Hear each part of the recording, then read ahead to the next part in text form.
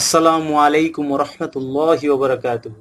প্রিয় দর্শক, প্রিয় বন্ধুরা, আজকে আমি আপনাদের সামনে এমন একটি বিষয় নিয়ে উপস্থিত হয়েছি যে বিষয়টি দীর্ঘদিন যাবৎ আমার অন্তরের প্রশ্ন ছিল। অবশেষে আমি সেটার উত্তর পেয়েছি। সেই বিষয়টি শেয়ার করার জন্যই মূলত আজকে আমি আপনাদের সামনে উপস্থিত হয়েছি। বিষয়টি হলো এই যে ফিলিস্তিন ভূখণ্ড, এটি মূলত কাদের? এই ফিলিস্তিন ভূখণ্ড মূলত কাদের? এবং বর্তমানে যাদেরকে বলা হয় ইসরায়েল, এরা কি মূলত সেই আল কোরআনে বর্ণিত বনি ইসরায়েল? তো এই বিষয়টি পরিষ্কার হওয়ার জন্য আমাদের সর্বপ্রথম ফিরে যেতে হবে আমাদের নবীদের পিতা ইব্রাহিম আলাইহিসসালামের জীবনীতে। তার সংক্ষিপ্ত জীবনীর বিশ্লেষণ করলে বলা যায় যে ইব্রাহিম আলাইহিসসালাম তিনি ইহুদিও ছিল না, মুশরিকও ছিল না, নাসারাও বা খ্রিস্টান ছিল না, তিনি ছিলেন একনিষ্ঠ মুসলিম।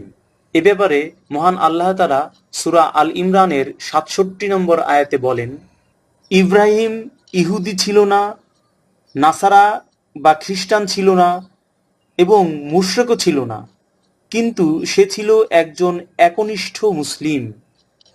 তো এখান থেকে বিষয়টা পরিষ্কার যে ইব্রাহিম আলাইহিসসালাম ছিলেন একনিষ্ঠ মুসলিম। ইব্রাহিম আলাইহিসসালামের দুটো সন্তান ছিল, একজন ছিল ইসমাইল আলাইহিসসালাম, অপরজন ছিল ইসহাক আলাইহিসসালাম। ইসহাক আলাইহিসসালামের ছিল একটি পুত্র, তার নাম ছিল ইয়াকুব আলাইহিসসালাম। আর এই ইয়াকুব আলাইহিসসালামের অপর নাম ছিল ইসরাইল আলাইহিসসালাম। এই ইয়াকুব আলাইহিসসালামের ১২টি পুত্র ছিল। এই ১২টি পুত্রের পরবর্তী যারা বংশধর ছিল ১২টি গোত্রে বিভক্ত হয়ে যায়। আর এই ১২টি গোত্রের যে লোকজন ছিল এদেরকেই বলা হতো মূলত বনি ইসরায়েল। যেহেতু ইয়াকুব আলাইহিসসালামের অপর নাম ছিল ইসরাইল, তাই এদেরকে বলা হতো বনি ইসরায়েল, মানে ইসরায়েলের বংশধর। তো এই যে যারা বনি ইসরায়েল ছিল, এরা মূলত ছিল মুসলিম। হ্যাঁ, এরা ইহুদিও ছিল না, এরা খ্রিস্টানও ছিল না, এরা ছিল মুসলিম।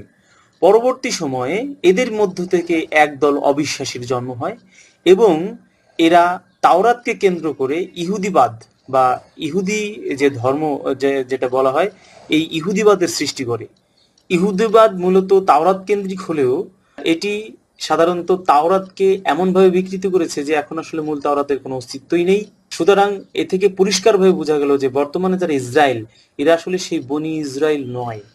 কেননা বনি ইসরায়েল তো সেই ইয়াকুব আলাইহিসসালাম বা ইসরাইল আলাইহিসসালামের সেই ১২ সন্তানের ১২ গোত্রদেরকেই বোঝানো হতো। এরা মূলত তাদের ওই ভাবধারাকে নামকরণ করেছে মাত্র।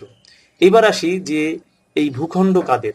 এই ভূখণ্ডর বিষয়টা যদি পরিষ্কার হতে হয় তাহলে আপনাকে সর্বপ্রথম মেনে নিতে হবে যে ইব্রাহিম আলাইহিসসালাম থেকে শুরু করে ঈসা আলাইহিসসালাম পর্যন্ত যত নবী এসেছে সকলেই ছিল মুসলিম।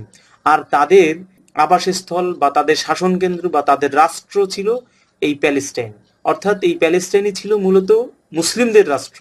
এখানে শাসক ছিল মুসলিম, এখানে যারা প্রজা ছিল তারাও ছিল মুসলিম। মূলত এই জায়গাটি হলো মুসলিমদের জায়গা। তো সুতরাং কেউ যদি ইহুদিবাদ জন্ম দিয়ে হঠাৎ করে এসে বলে যে না, এটা আমাদের পূর্বপুরুষদের জায়গা, সুতরাং এই জায়গাটা আমাদের এবং আমরাই এটার ভোগ দখলের অধিকার রাখি, আর কেউ রাখে না, এটা সম্পূর্ণ অবান্তর এবং নিরর্থক। একটা উদাহরণ দিলে বিষয়টি আরো পরিষ্কার হবে।